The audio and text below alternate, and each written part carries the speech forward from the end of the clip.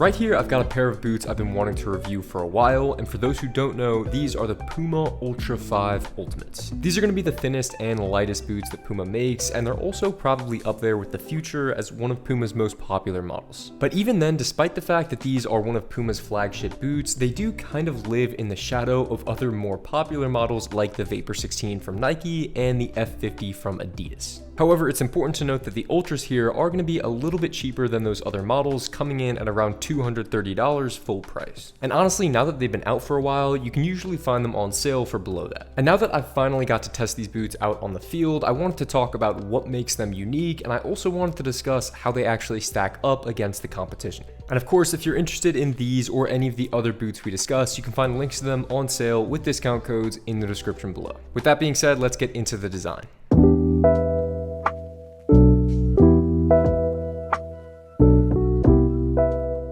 So to start things off, the first thing you're going to notice when you get these out of the box is, like I said earlier, they're very thin and they're very light. The Ultra 5 Ultimates are going to come in at 212 grams, which more or less puts them in the same category as those other top-end speed boots like the Vapor 16, the F50, as well as the Furon V8 from New Balance. Then they're also going to have this synthetic mesh upper, which is very soft and also pliable to the touch. And on top of this upper is going to be Puma's relatively new grip control coating.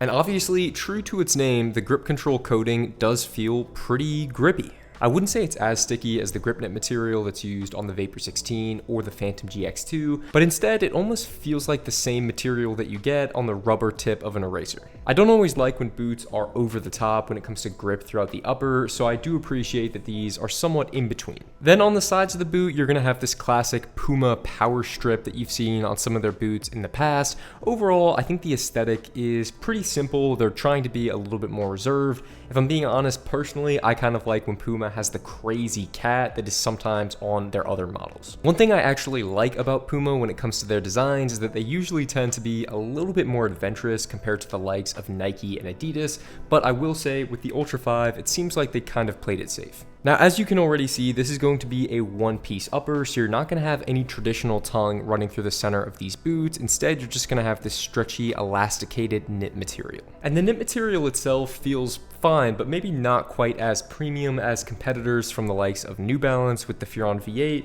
as well as Mizuno with the Morelia Neo 4 Beta that I have here. Then inside the boots, you're going to have a razor thin inner liner coupled with a removable insole, and then of course you're going to get a little bit of soft pillowy padding towards the back heel. Now moving on to the creatively named Speed System outsole, you have what I think is maybe one of the more interesting FG stud configurations that we've seen throughout this year. And that's because instead of chevrons or conical studs, Puma decided to go with this T-shaped design on each of the studs throughout both the forefoot and the heel. And interestingly enough, there's also only 3 studs in the heel area compared to the traditional 4. Now these studs don't have a razor sharp edge to them, but their overall geometric shape is going to mean that they're best suited for firm ground natural grass. But if you do happen to play on artificial grass most of the time, don't worry, because Puma does sell an MG or multi-ground version of the Ultra 5, and it's going to have a sole plate that's much more suited for those synthetic surfaces. And then in terms of the flex of the sole plate, it is going to be very rigid through the midfoot and heel area here, with a slightly greater than average bend towards the toe box. Now before we move on, I just wanted to give a quick shout out to Equip for sponsoring this video. Throughout my life playing football and working out, I have tried dozens of protein powder, and honestly, most of them range from being just okay to being pretty terrible. A lot of them are hard to digest and have tons of added ingredients that I just don't want. But the protein powder from Equip literally just has 3 to 5 ingredients in most of their flavors, and it tastes so good. The only downside with this protein powder is that it's a little bit more expensive compared to some lower quality options on the market. But if you're like me and you play football and work out really often and you need a protein powder to supplement your diet, this is going to be a great clean option, and you can find a discount code for 15% off in the description below. So check out Equip if you haven't already, and let's get back into the video.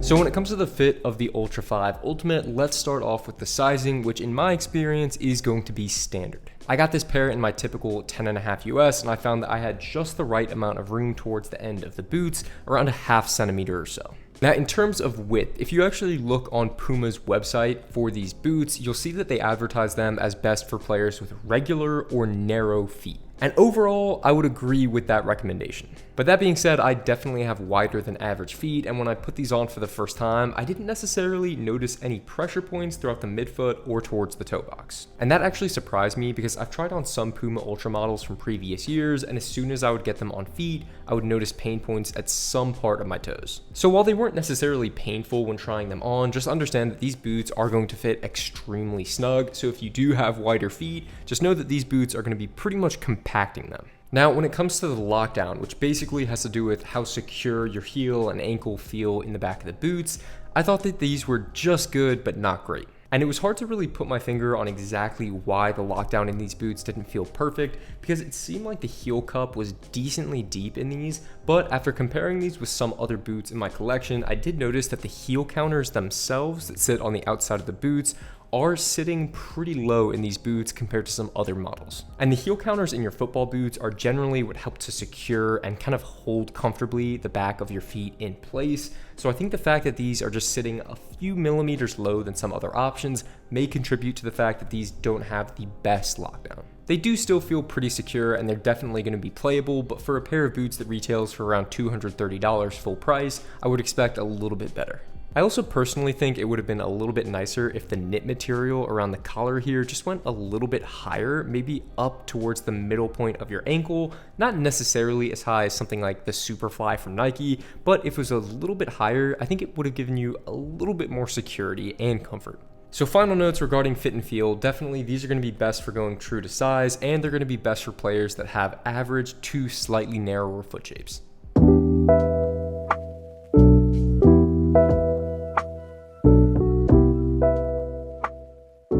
Now, when it comes to playability, there weren't too many surprises here. Because of that thin and lightweight upper, these were extremely sharp, crisp, and clean on feet. The touch on the ball when dribbling, juggling, and shooting felt really barefoot and very connected. And from a performance aspect, maybe what I appreciated the most was this slightly unconventional FG stud configuration. I was actually doing a decent amount of sprint and agility work when I was testing these out, and the outsole felt like it did a great job at really digging into the pitch when I needed it to. So that more or less summarizes what I liked about playing in the boots, but when it comes to the negative aspects, as I mentioned earlier when talking about the fit, I do think that the lockdown could be a little bit better in these. And then when it comes to the width, as I mentioned, I didn't notice any immediate pain points when first trying these on, but as all of you guys know, how you experience a pair of football boots, especially when you first try them on, it will change as you play in them for 10 minutes versus 20 minutes versus say 45 to 90 minutes. And after about 45 minutes of me playing in these boots with my slightly wider feet, I did notice my feet just start to fatigue and cramp up a little bit, especially towards the midfoot and forefoot area. So for me personally, I know that these would be a pretty challenging pair of boots for me to wear for the entire duration of a 90-minute match. Now obviously, depending on your exact foot shape, your experience may vary, but as I said, I definitely think these are going to be best and will give the best playing experience for players that do have an average to slightly narrower foot shape.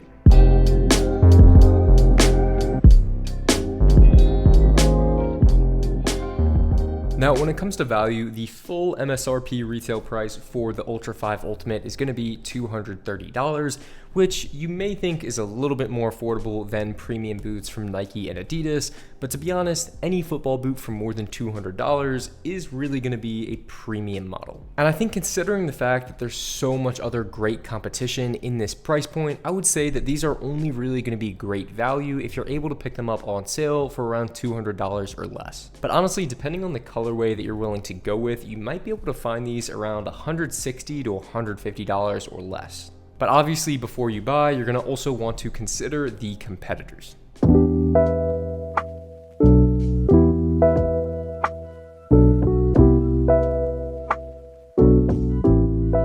So I think the Ultra 5 Ultimate has a pretty rough going of things when you compare it to other models at a similar price point, because unfortunately almost everything that this boot does, I think that there's another boot that does it better. For example, starting with the grippy upper that you get on the Ultra 5 Ultimate. If you want something explicitly that is going to be a really grippy and adhesive upper on your football boot, then I'd probably recommend that you check out something like the Phantom GX2 or the Vapor 16 that are going to have those grip knit coatings, because those are going to be even stickier than what you get with the Pumas. But say you just want a pair of football boots that's going to have a razor thin upper to give you a barefoot feel. Well, in my opinion, the F50 Elite from Adidas is going to give you an even thinner and more responsive feel than the Pumas, and on top of that, the F50s are also just going to have better lockdown. But then if you are looking to step away from the really big brands like Nike or Adidas, I'd probably first recommend you towards the New Balance Furon V8. The Furon V8 is going to come in at roughly the same retail price as the Puma Ultra 5, but in my opinion,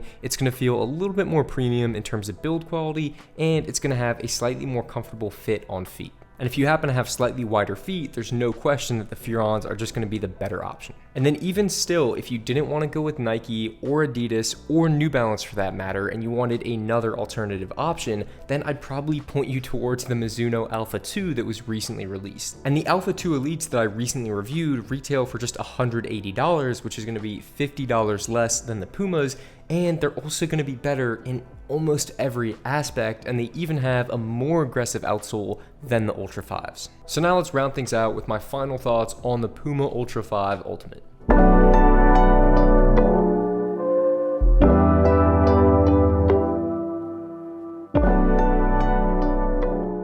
The Ultra 5s are a perfectly decent pair of football boots, and if you're a player who has been a big fan of Puma models in recent years, or you just really like the aesthetic of this newer model, then I could see you really enjoying these. But I think they don't do quite enough to differentiate themselves in what is a really crowded field of excellent football boots between $200 and $300. And in several key areas like lockdown, comfort, and build quality, I just think there's going to be a few other competitors that are a little bit better. And guys, that is going to do it for this video. If you guys have enjoyed, please leave a like and subscribe to the channel. Thank you guys so much for watching, and I will see you in the next video.